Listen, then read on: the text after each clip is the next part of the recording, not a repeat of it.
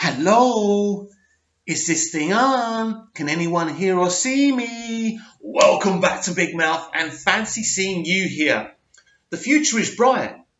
The future is DC and we should be very, very excited. From New Gods to Wonder Woman 1984 to the Flash movie to the Batman and Birds of Prey on Monday began production, began filming. We actually got a promo pic of Harley Quinn in her ice skates. Isn't that really, really exciting? Nobody could find any reason to moan about that, could they? Of course they could, and they will, because that's life, isn't it? People will always find something to moan about, but you should be excited. You should be very excited about the dceu. And in fact, someone did a great tweet yesterday, actually comparing the first 6 movies of the MCU box office to the dceu, and the dceu have actually doubled their tally by the same stage. And this guy made a great point over on Twitter. It's like he's saying, how can you judge the dceu on Infinity War when we're nowhere near that stage yet? We've made 6 movies. They've had 20. So isn't it unfair to judge Justice League, even though Justice League is an absolute mess? But isn't it unfair to judge it on Infinity War? We haven't had our Infinity War yet. The dceu made mistakes. Today, too many cooks spoilt that broth. And now with Walter and Hamada in total control, there's one voice. And this is what you need. One voice with many, many trusted lieutenants around you. Do you think Kevin Feige's done it on his own? Of course not. The buck stops with him. He makes the big decisions. And ultimately, everyone respects that. And everyone respects Walter Hamada because he's one of the biggest names in film. Not famous, but biggest. His achievements are unparalleled. And the success of Aquaman mustn't be underestimated. Will Warner Brothers be looking at Aquaman and saying, we should do this now and that? I think there's a plan. I don't think they're going to stray from that plan. Walter knows what he's doing. But he will see that and say, well, actually, male-led superhero movies actually do work. We can make a lot of money for them. Should we scrap Superman? Now, if Walter Hamada ever decided to arrest Superman, it's one of the most stupidest decisions I've ever heard, but I don't believe that. I don't believe the Hollywood Reporter or anyone else saying that. I believe they're just standing by, developing the thing and making sure they give us a great version of Superman. I tell you what, though, and I mentioned this on here before, I think, about my idea of kind of making Superman like the Highlander. And I have said this before, about, making him this guy who's been around for hundreds of years. He can have flashbacks to the Second World War, to the 20s. It'll be such an interesting character inclusion for Superman. It would bring another spin to him. Now, I know the diehard Superman comic book fans would be angry. But do you know what? At the end of the day, sometimes change can be good. I think it would be interesting if Superman had a history on Earth for over 100 years.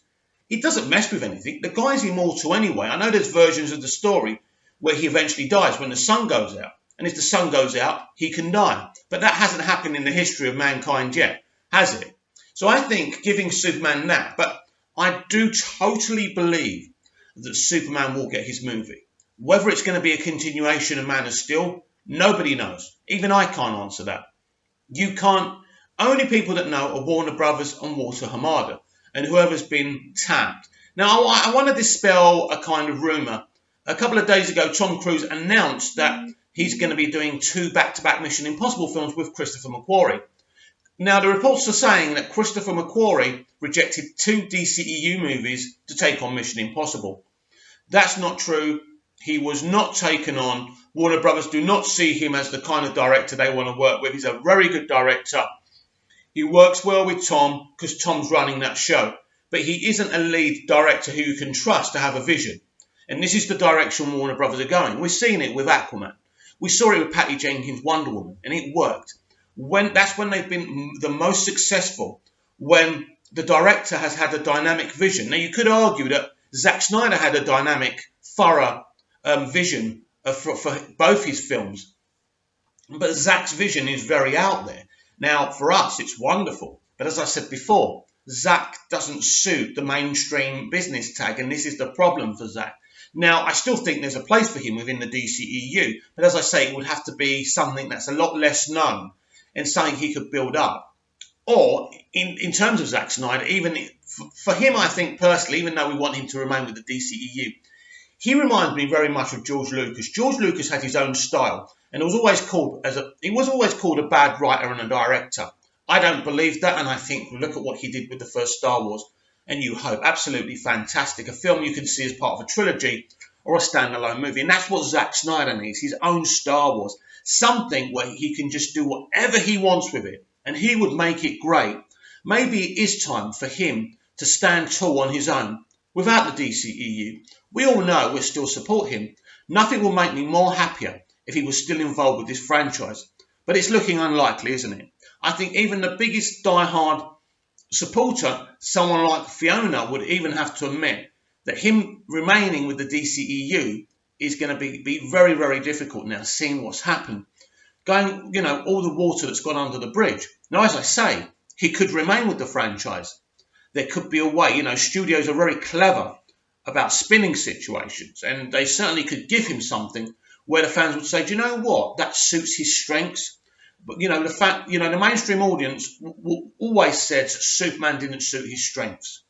Batman suits his strengths to a point, but he's not going to get Batman now. Matt Reeves has got Batman, and, Matt Reeves' success with the Planet of the Apes movies is so good, so good. No one's getting him off that project. And I just imagine Matt giving us something so special. So Zack's future is very, very interesting to me.